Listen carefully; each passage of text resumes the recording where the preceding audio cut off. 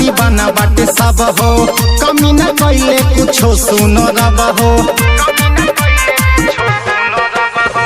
रूप के तोहर दीवाना बाटे सब हो, कमी न कैले कुछो सुनो रब हो।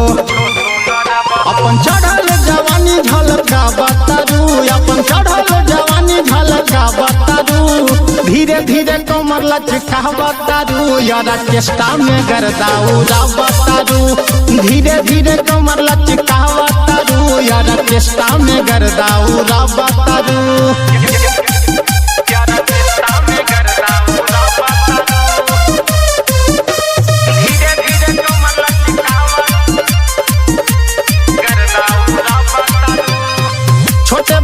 छोटे तन हेलू कपड़ा दे के नमरी सब बनावल चाहे जतरा। छोटे बा उमर छोटे तन हेलू कपड़ा दे के नमरी सब बनावल चाहे जतरा। गोले ढोरी देखा के तरसा बतारू, गोले ढोरी देखा के तरसा बतारू। धीरे धीरे कमर लचका बतारू, यारा चेष्टा में गर्दाउरा बतारू। एहो धीरे धीरे कमर लचका बतारू, यारा चेष्टा में गर्दाउरा बतारू।